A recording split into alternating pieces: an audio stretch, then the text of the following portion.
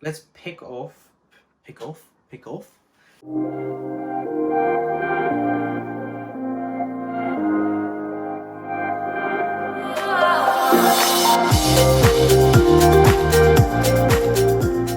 guys, what's up? Welcome to another video.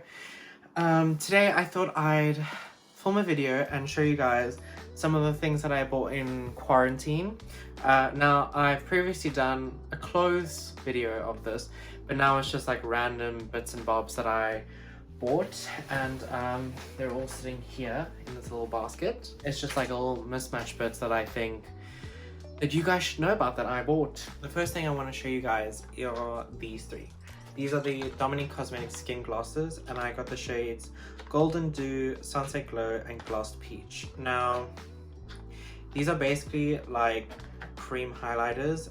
This is the Golden Dew shade. You can see it's quite creamy, and it's basically like these three are like cream products. And then we have Sunset Glow, which is more of like a blush tone, and it has gold reflex in it, so I use that as like a blush, a cream blush. And then we have Gloss Peach, which is more like bronzy vibes, which I really like. I wouldn't use the deeper shades as highlights because they would be way too dark for me, but like if I want my bronzed areas to look a bit more glowy, I would put that there. Next thing I picked up was the Estee Lauder Set and Refresh spray. I needed a new setting spray, so I picked up this one because it was really highly rated on the Boots website, so I thought I'd give it a bash. I haven't used much of it, obviously, as you can see, but I'm wearing it all over the face today, and it smells super good. The next thing that I picked up was Perfect Light Pressed Powder from No. 7. I really like it. It's really nice. Super finely milled, so it gives you that nice airbrushed look. The next thing I picked up was from Revolution. It is their Blusher Reloaded in Violet Love. I got this off Beauty Bay, and the shade is very different from what I thought it was going to be. So I don't know if I'm going to be using that. The next thing I picked up was the Dewy Setting Spray from e.l.f. Boots were having this 3 for 2, and this was the free thing that I got, so I'm not mad. Just remember to shake it when you spray it, because the little white dots do come out quite quite clumped together if you don't give it a shake before you use, but it's really good. Like, it's super refreshing. I really like this. The next thing that I picked up was 4 concealers from e.l.f. 2 of the Camo and 2 of the Camo Hydrating. They're all too light for me, so that was a bummer, but I think that these would be better winter shades. I got them one shade after each other because I wanted a pink undertone one, and then I wanted a neutral or beige or yellow undertoned one, so that's exactly what I got. So I got shades Light Peach and Light Ivory, and then I got in the Hydrating, and then in the original format I got Light Peach and Fair Beige. The interesting thing is, I don't know if you can see this on camera, these are both light peach. These do not look like the same color, and they actually aren't the same color. This one is significantly lighter than this one, so that was fun games. The next thing I picked up was L'Oreal Infallible 24-Hour Fresh Wear in the shade 125 Natural Rosé. Everyone raves about this. I thought I'd give it a go. It's a little bit light for me.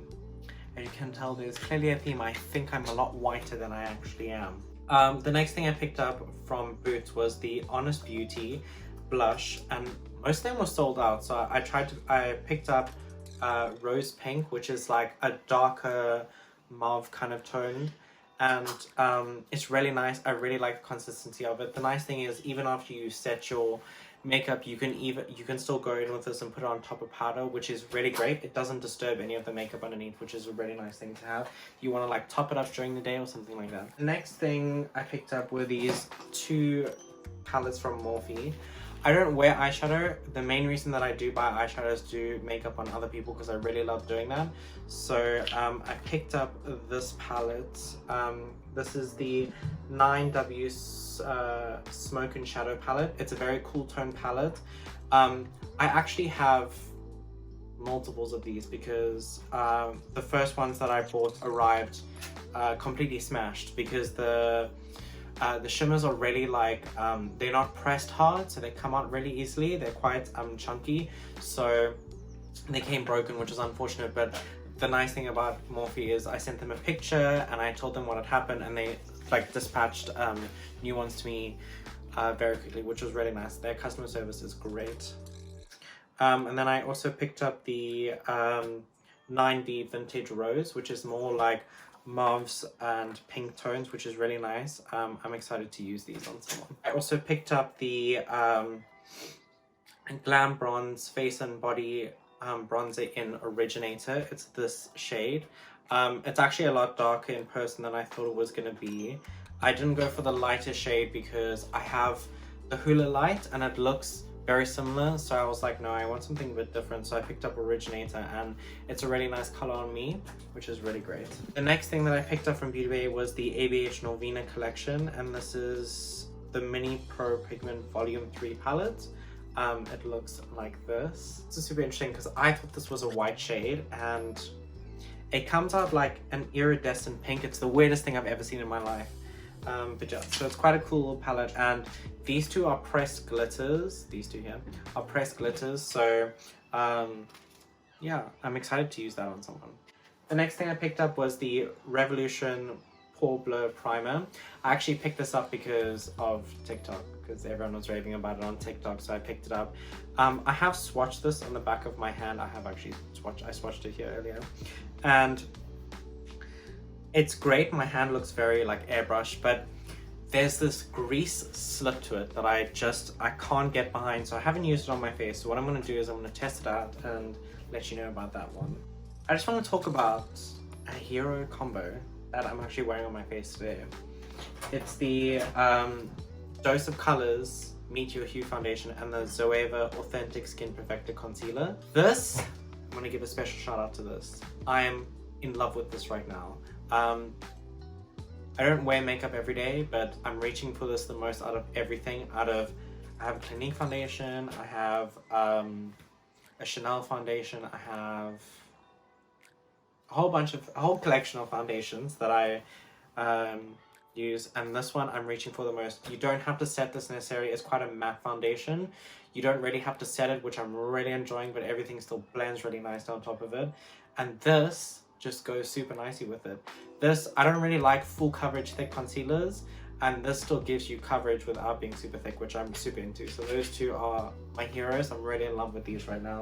And then I just bought the L'Oreal Infallible Concealer as well to give that a try.